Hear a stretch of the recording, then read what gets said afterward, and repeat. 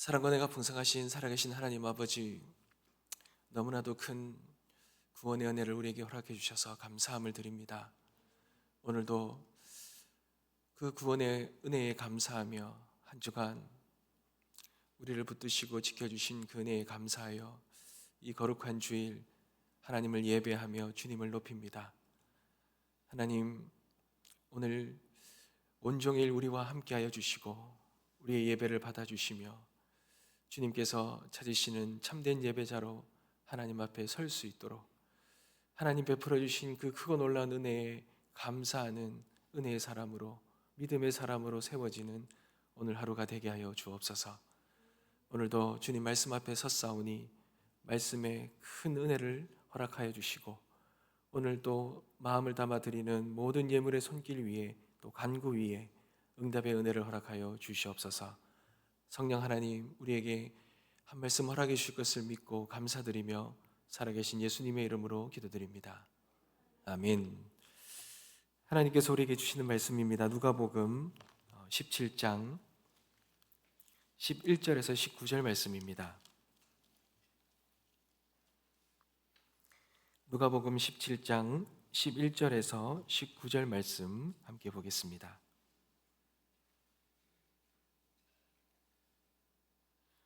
한 절씩 교독하시겠습니다. 제가 먼저 읽겠습니다. 예수께서 예루살렘으로 가실 때에 사마리아 갈릴리 사이로 지나가시다가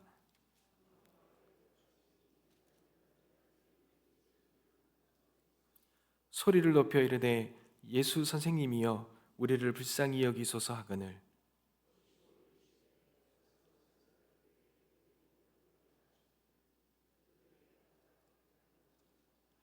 그 중에 한 사람이 자기가 낳은 것을 보고 큰 소리로 하나님께 영광을 돌리며 돌아와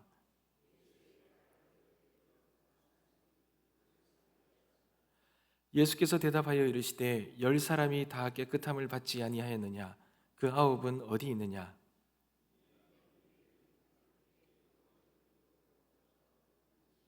다 같이 읽겠습니다. 그에게 이르시되 일어나 가라, 내 믿음이 너를 구원하였느니라 하시더라. 아멘. 사랑하는 성도 여러분, 우리는 은혜를 참 좋아하지요. 그리고 은혜를 참 많이 사모합니다. 그런데 이 은혜의 가장 큰 특징 중에 하나가 있다면 인간이 이 은혜를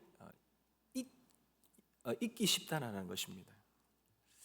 인간은 은혜를 쉽게 잊는 존재라는 것이죠. 여러분, 아담이 죄를 지을 때 가장 그 죄를 짓게 된 계기가 무엇이겠습니까? 바로 이 은혜를 잊어버린 것입니다. 하나님이 이 인간에게, 아담에게 선악과를 주셨을 때 이 선악과를 모든 것을 다 창조하시고는 이 선악과를만은 그 인간에게 허락하시지 않으셨죠. 혹은 이렇게 말합니다. 왜 하나님이 이 선악과를 허용하셨다면, 주셨다면 인간이 죄를 짓지 않았을 것이다. 근데 왜 이것을 주시지 않으셔서 인간을 죄짓게 만들었냐, 이런 말도 합니다. 그러나 사실 하나님께서 선악과를 주시지 않은 것은 큰 은혜이지요. 선과 악을 구별하는 것, 우리가 이 땅 가운데 살아가면서 힘든 게 무엇입니까?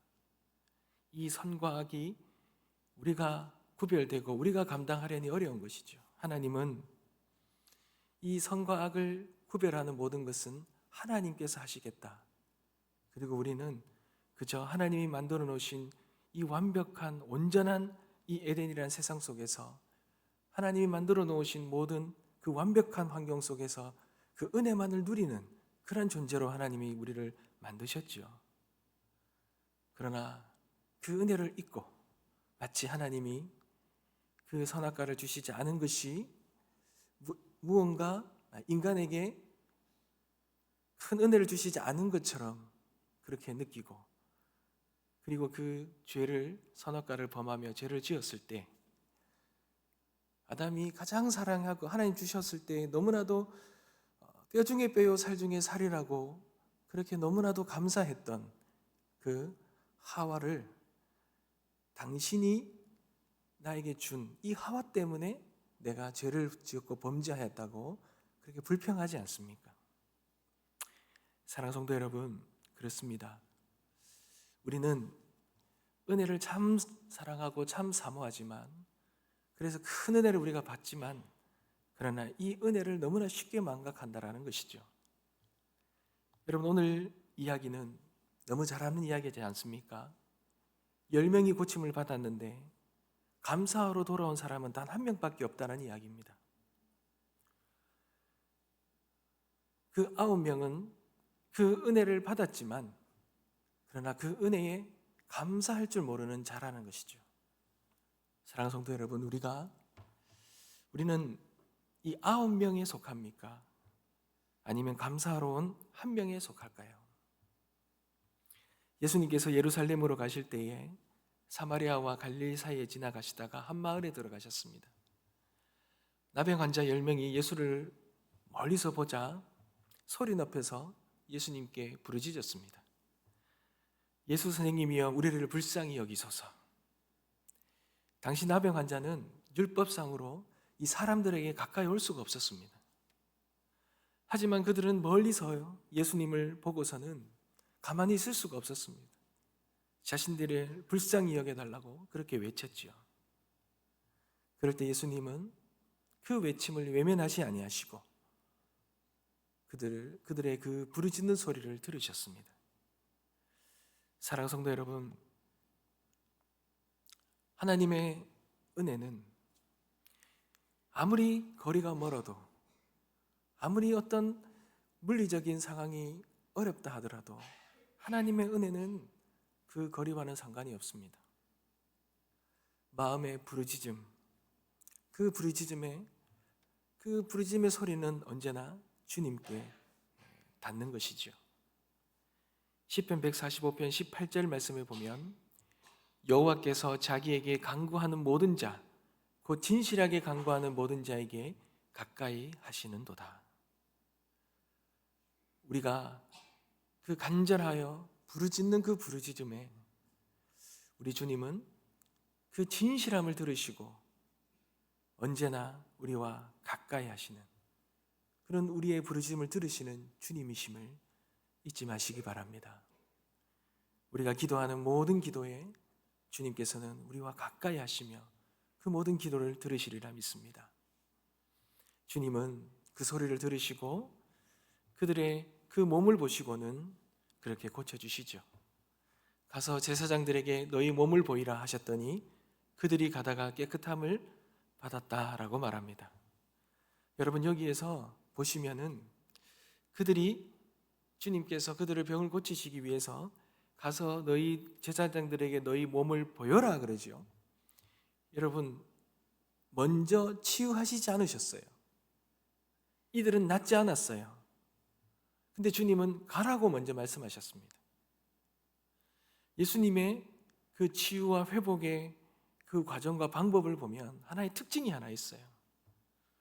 하나님은 언제나 늘 고치지 못하는 병을, 어떤 할 수 없는 일들을 행하실 때, 고쳐주실 때 그 고침을 받는 자들에게 먼저 고쳐주시는 것이 아니라 대부분은 먼저 하라고 하시죠. 행동하라고 하시죠. 가라고 하십니다. 먼저 믿음을 요구하시는 거예요. 믿음으로 발걸음을 옮겨라고 하시는 거죠.